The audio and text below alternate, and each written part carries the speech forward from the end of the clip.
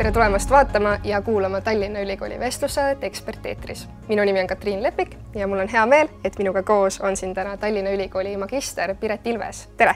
Tere, aitäh kutsumast! Lisaks sellele, et sa siin hiljuti kaitsid oma magistritööd väga-väga huvitaval teemal, sa vaatasid siis rõivast kui objekti televisioonis. Lisaks sellele sa oled ka laiemalt siis teadliku rõiva tarbimise edendaja. Paratamatult, kui me praegu räägime riietusest või üldse rõiva tarbimisest, siis me jõuame selleni, et me tarbime kõik üle. Aga kuidas me oleme jõudnud siia, et see on kuidagi nii normaalne või täiesti nagu loomulik osa igapäevast, et me tarbime üle? Eks see on niisugune ühiskonnaprotsessid ja muutused on meid viinud selleni ja tõesti täna me oleme tarbimisühiskonnas. Tarbimine teeb meid õnnelikuks, aitab meil saavutada edukust ja rõõmu ja kuuluvust. Rõivas on kindlasti hästi suur nagu identiteedi näitaja ja see võib-olla ongi probleem, et selle kõrval me oleme ära unustanud rõivaste nagu materiaalse poole või materiaalsuse, et nad tulevad kuskilt ja lähevad kuskile ja kuna maailmas on nii palju inimesi, 8 miljardit, siis see rõivaste kogus, mis on hästi suur ja lisaks toodetakse neid rõivaid kordades rohkem, kui meil vaja on. Nii et tõesti see jälg on kokku meeletu. Aga mis on ikkagi siis soodustanud seda, et me nii lihtsalt tarbime üle ja see käib täiesti niimoodi mõtlemata, et on see täiesti see, et ma ei tea, sa võid minna poodi ja osta endale 5 euroga särgi niimoodi, et silm ka ei pilgu või kas on midagi muud kui need hinnad?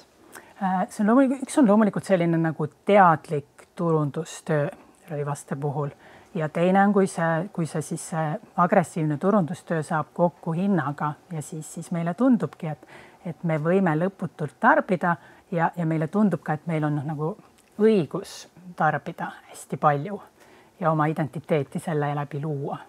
Jah, sest et oled ka sina öelnud, et riided justkui nagu on selline vajadus ikkagi, et me keegi hommikul päris alasti uksest välja ei lähe. Ja just see ongi hästi huvitav, et me ei saa minna, et need on nagu kleepunud meie külge, et igal ajahetkel.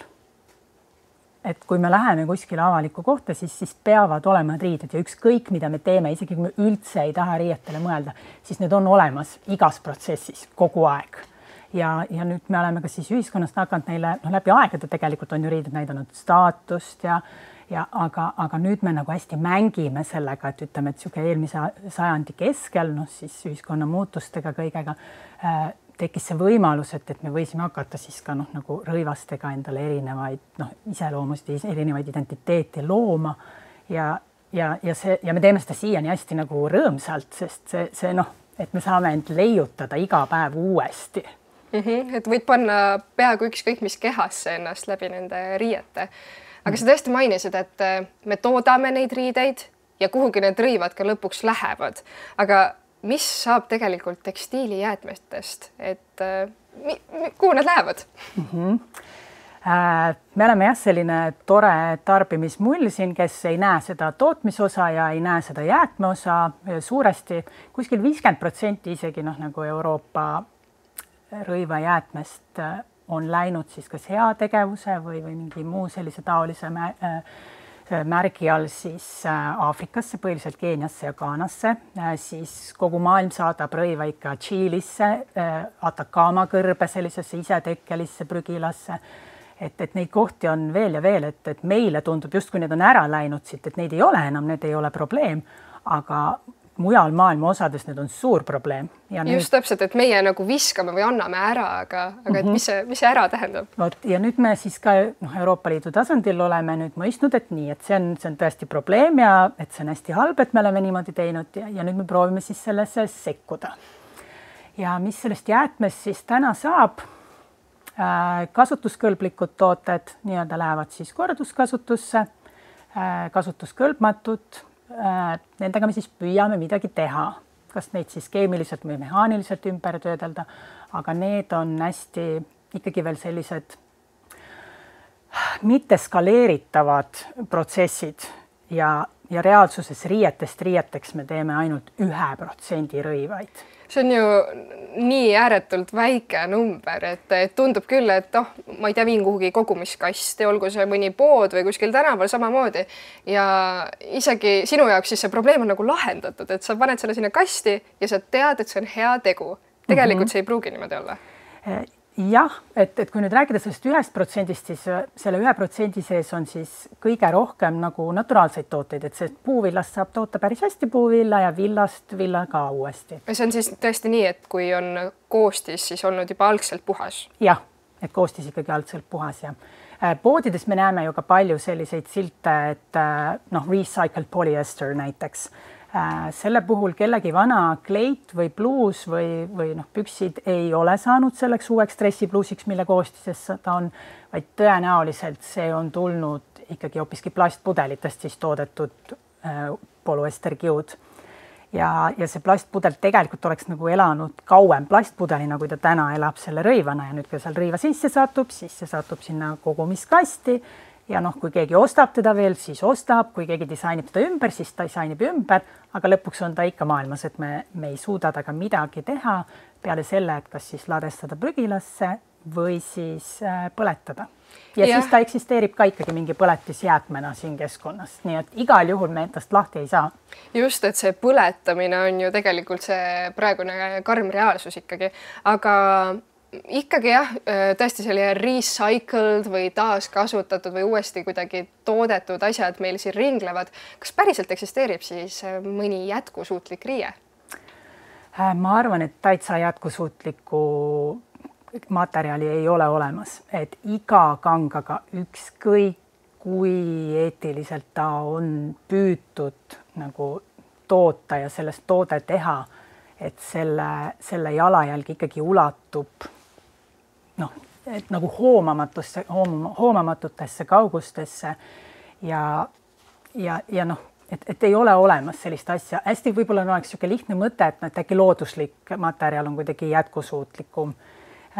Me võime algaineks võtta looduslikku, me peame sealjuures kohe arvestama seda maa ja vee kasutust, ma ei tea, väetiseid, siis aga edasi seega, et kuidas sellest siis kiud saab ja mis omadused sellele kiule antakse läbi kemikaalid, et näiteks kas ta on mingi kortsuvusvastane või vett hülgav, et lõpuks küsime, et kui palju siis sellest seda looduslikku üldse alles on, et jälle probleem. Aga sünteetikaga on probleem, et ta on kohe algusest peale nagu siis sünteetiline ja looduslikuga võib-olla, kui see loodusesse satub, siis loodus oskab midagi teha, sünteetiline lihtsalt siis, ma ei tea, on mikroplast siin õhus ja et see on niisugune keeruline, et jätkusuutlikku ei ole, et võib-olla me rohkem peaks isegi mõtlema sellele nagu funktsionaalsusele ja et miks meil päriselt neid riideid vaja on. Ja tõesti, et mikroplast ja need on päris probleemid ja samal ajal kuidagi selline segadus, et ma mõtlen ka tarbijana tegelikult ikkagi jätkuvalt on segadust, mida nende tekstiilijäätmetega teha. Meil on nüüd tegelikult täiesti olemas seadus, neid peab ju viima kuhugi, aga kuidagi tundub, et see inimesteni tõesti ei jõua. Aga ka see, et kui me praegu tõesti sinna kuhugi uuskasutusse või taaskasutuskeskusesse viime need oma vanad rõivad, siis miks see võib-olla ei lahenda seda probleemi?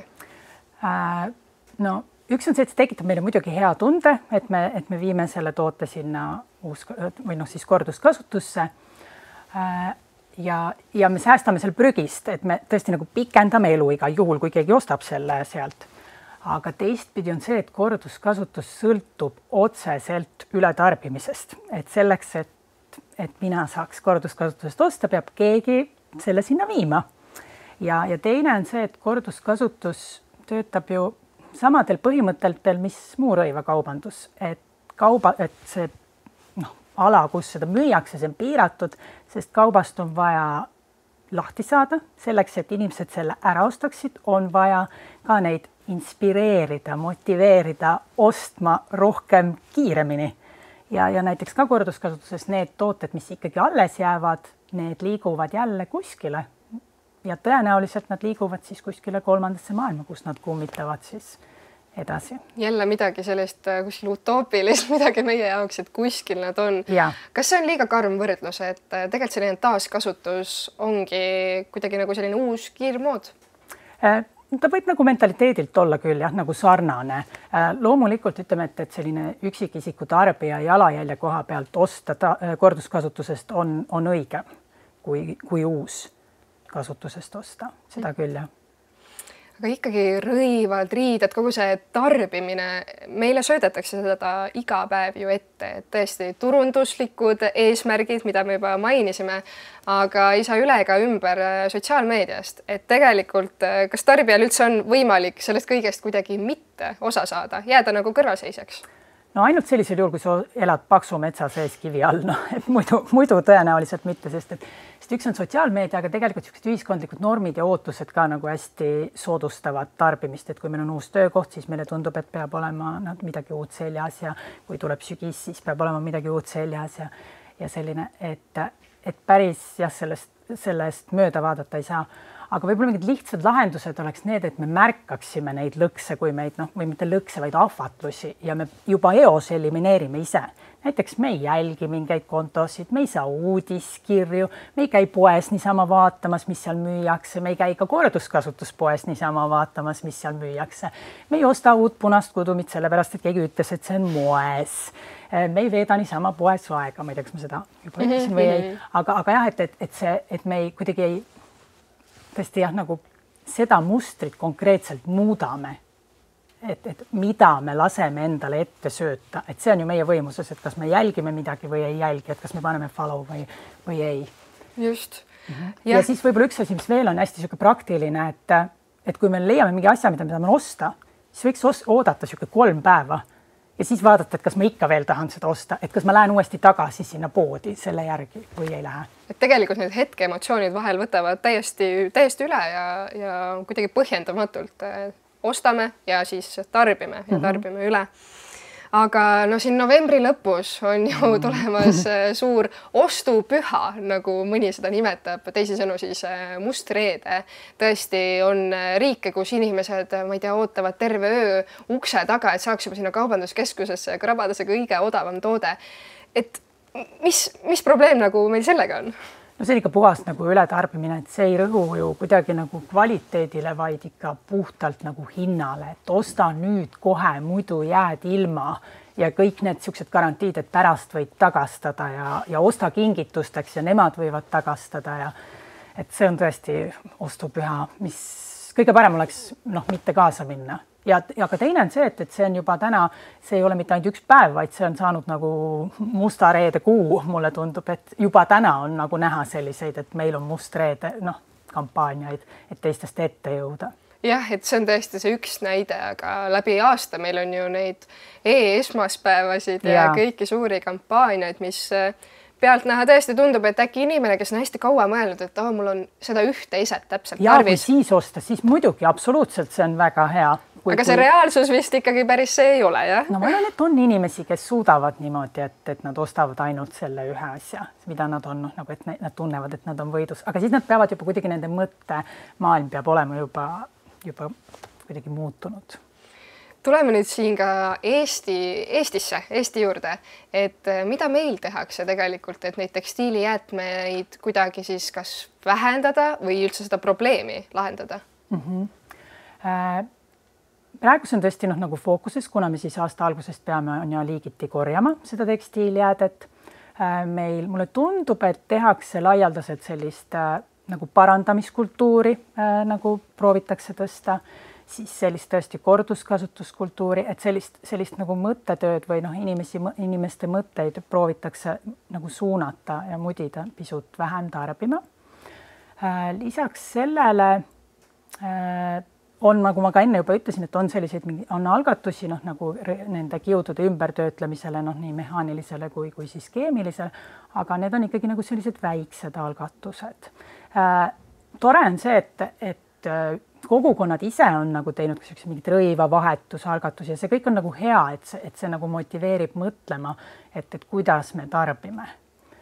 Lisaks siis rõivatööstus või tekstiiliga seotud tööstus, nemad on päris tublid, nii palju kui ma nüüd järjest kogu aeg kuulen, et nad vähendavad oma jäätmeid, suunavad neid uuesti ringlusesse, optimeerivad, et seda selline nagu tekstiilitööstuse jäädet on, õnneks mulle tundub, et on nagu vähemaks jäänud. nii et natukene võib-olla seda lootust ikkagi kuidagi võib hoida. Aga kas see on natukene ka kõik selline katsetamise periood, et me tegelikult ju ei tea, kuidas seda tekstiilijäätmete probleemi lahendada? Ja, et see ei ole ainult, et see ei ole, et eestlased ei tea, et keegi nagu tegelikult ei tea. Ja kui oleks teadnud, siis me oleks ammu seda juba teinud, et siis me ei oleks saatnud seda sellist nagu Aafrikasse niisama on ja, et kui me oleks näinud seda kui väärtuslikku ressurssi, mida saab ümber töödelda, siis see oleks ammu tehtud, et kõik katsetavad praegu ja selle juures tegelikult ongi oluline see, et me ka toodaksime vähem. Seal on küll, ütleme, et see jõujooned on tootjate käes, aga natukene saab nagu tarbija ka mõjutada sellega, et meid on ikkagi 8 miljardit, et kui me kõik ostame vähem, et siis see on suur jõud ja see, kui kaupmehel jääb midagi poodi, siis see on ikkagi märk sellest, et nõudlus on vähenenud ja see natukene äkki kuidagi sudib ka vähem tootma, sest et praegu tõusevad nii tootmine kui ka tarbimine ja ka selle siis korduskasutuse tarbimine, kõik need tõusevad, et kuskilt midagi ei lange veel. See kõik käib kuidagi käsikäes, aga tõesti nüüd mõeldes ka siis tarbijate peale, ma ei tea, on mingid lihtsad märksõnad, mida tähele panna või vastupidi, et mida siis vältida, kui lähed uusi rõivaid ostma? No see on kõige lihtsam ja kõige raskem korraga, et mõtestada, miks mul on vaja uut asja. Et see vajadus võiks tulla mitte sellepärast, et mul on emotsioon osta, mitte sellepärast, et ma tahan enesekindlust, mitte sellepärast, et ma tahan kuuluvust, vaid nagu lähtuda rohkem sellest nagu põhivajaduslikest põhjustest, sest rõivaste eesmärk on ju meid kaitsta ja meile sooja anda. Ja selle järgi peaks ostma siis, kui rõivas on katki, kui meil on rõivas puudu või ta on siis suureks või väikseks jäänud. Ja mõnes mõttes nii lihtne see ongi, et osta siis, kui on päriselt vaja. Ja vajadus ei ole see, et mul on reede õhtul vaja minna peole uue kleidiga või jõulupidu tuleb ja ma ei taha eelmise aasta oma panna. Et kõik siuksed hästi leidlikult läheneda, näiteks uute hobidega inimesed kipuvad ostma endale uusi riideid, et suusatama minnes ikkagi nagu uus kampsu. Muidugi otsustad minna Ironmanile, siis sul on vaja kogu varustust kohe esimesel trennipäeval. Kuigi tegelikult võiks minna proovida ikkagi, et äkki saab nende samade retuusidega ka joosta, mis juba kodus olemas on. Et seda nagu kuidagi seda vajadust proovida mõtestada ja näiteks ka korduskasutusse asju viies mõelda, et need on ju puhtad ja korralikud riided. Ma arvan, et keegi teine võiks neid kanda, aga miks ma ise neid enam ei kanna? Et kas see, et ma olen näiteks tüdinenud, et kas see on põhjus, et kas me võime, kui me vaatame, kui palju on riideid maailmas, me võiks teha mitu tiiru katta riietega ära planeedi maa, nagu lihtsalt ühtlase kiina. Et kas mina tahan panustada sellesse? Jah, tõesti mainisid ka neid jõulupidusid ja need erisündmused, et ega ka Halloween ei olnud siin liiga ammu aega tagasi ja tõesti on tunne, et ostetaksegi neid paari euroseid odavaid asju, aga ega ei usu, et sa neid aastaringselt siis edasi kannad, eks ole? Halloweeniga mul oli see soovitus, et see aasta ärge seda uut kostüümi ostke, vaid pange selga oma kõige suurem moefopaa. Ehk see, et siis sa oled see moekummitus. No vot, karakter missugune, eks ole. Et sinna saab sildi ka külge panna, et miks ma selle ostsin, et siis läheb eriti et kuidagi nagu punkarid, et paned sildid külge ja muudad asja, et mingi sõnum muutuks. Aga siia vestluse lõpupoole ikkagi küsiks, et miks see on nii oluline, et me peaksime mõtestama ümber seda, et me mitte ei pea kogu aeg jälgima, mida või kuidas me tarbime, vaid tõesti see rõhk peaks olema sellele, et üldse, et me vähendaks seda.